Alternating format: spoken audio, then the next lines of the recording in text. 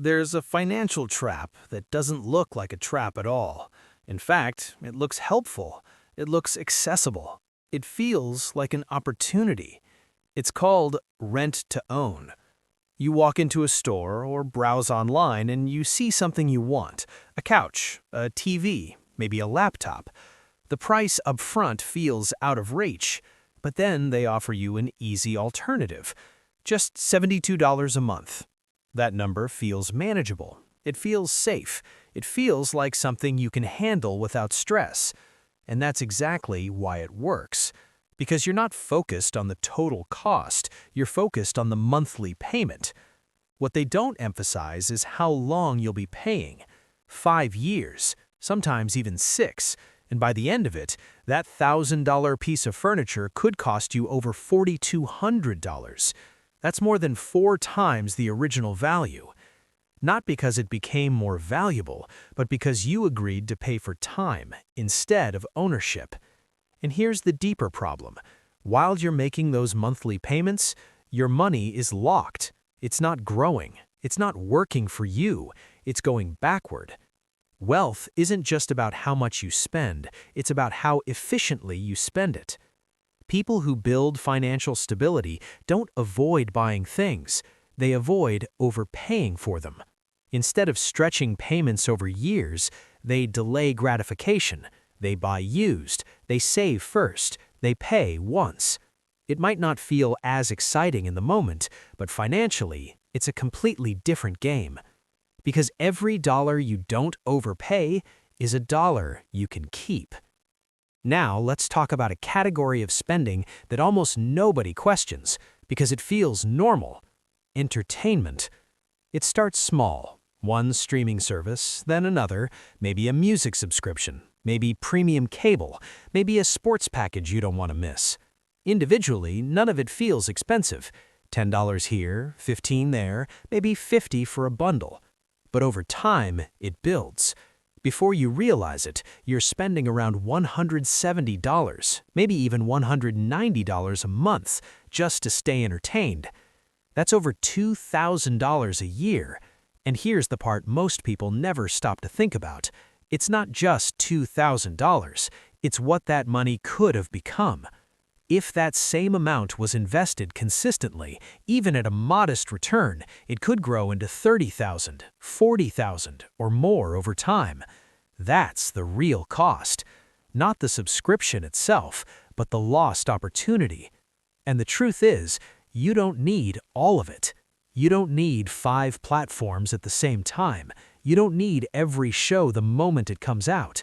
The content isn't disappearing.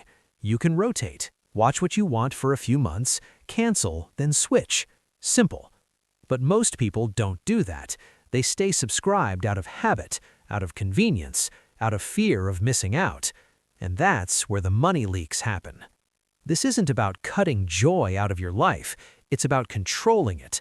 Because when you're not intentional with small monthly expenses, they quietly become big financial decisions. And the people who build wealth, they don't eliminate entertainment, they just stop overpaying for it. Now we get to one of the most dangerous habits of all, because it doesn't feel dangerous. It feels normal. It feels deserved. Eating out, grabbing coffee, paying for convenience. A quick breakfast on the way to work, $7. Lunch during the day, maybe $11 or $12. Coffee in the afternoon, another $5. Individually, it's nothing. But stacked together, day after day, it becomes something much bigger. You could easily be spending $25 a day without even thinking about it. That's around $750 a month. Over a year, close to $9,000. And most people never track it because each purchase feels small, forgettable. But financially, it's one of the biggest leaks there is.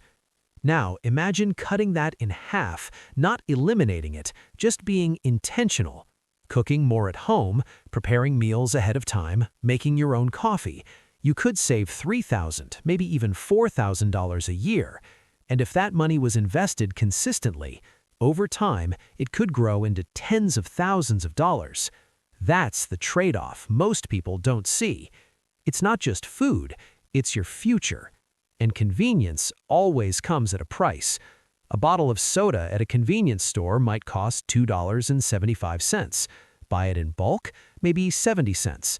Same product, completely different cost. You're not paying for the item, you're paying for the moment. And those moments, repeated every day, shape your financial life. This doesn't mean you can never enjoy eating out. It means you choose when it matters, instead of letting it become automatic. Because the difference between staying stuck and moving forward is often hidden in habits that feel too small to matter. Now, let's talk about something that sounds smart, responsible, even protective. Extended warranties, protection plans, small item insurance. You've seen it before. You're checking out, online or in a store, and right before you pay, they offer you peace of mind. Add a 3-year protection plan for just $190. Protect your phone for only $12 a month. And in that moment, it feels like the safe choice, because no one wants to deal with something breaking. But here's what most people don't realize. You're being sold fear. The fear that something might go wrong and you won't be ready. But statistically, most products don't behave that way. They either fail early, within the first few months, when they're already covered, or they last well beyond the protection period, which means in most cases, you're paying for something you'll never use. So let's break it down. Say you spend $190 on a protection plan for a laptop. The manufacturer already covers the first year. Your credit card might extend that coverage even further. So what are you really paying for? A small window of time where the risk is already low. And even if something does happen, there's usually a deductible, more fees, more conditions. Now compare that to a different approach. Instead of paying $12 a month for phone insurance, you set that money aside yourself. After 2 years, you've saved nearly $300. If something breaks, you're covered. If it doesn't, you keep the money. That's called self-insuring, and it's one of the simplest ways to stop overpaying for low-risk problems. Because real insurance is meant for real disasters, your health, your home, your ability to earn income, not your headphones, not your gadgets. When you start thinking this way, you stop reacting emotionally at checkout and start making decisions logically. And that's where financial control begins. Now we're stepping into one of the biggest financial decisions most people will ever make, buying a brand new car. And on the surface, it feels like success. You worked hard, you're finally making decent money. You walk into a dealership, sign the papers, and drive off in something brand new. It smells new, it looks perfect, it feels like you've made it. But financially, this is where a massive loss happens. The moment you drive that car off the lot, it can lose around 20 to 22% of its value. Not over time, immediately. So that $32,000 car, it might already be worth closer to $26,000 the same day, and you still owe the full amount. Over the next few years, that value continues to drop, often by another 40 to 50%. After 5 years, that same car might be worth around $16,000, maybe less. But here's the part most people ignore. You're not just paying for the car, you're paying interest. By the time the loan is finished, you might have paid $37,000, even $39,000 in total. So let's look at the full picture. You paid close to $38,000 for something now worth $16,000. That gap? That's lost wealth. And it's not just the money you lost, it's what that money could have become.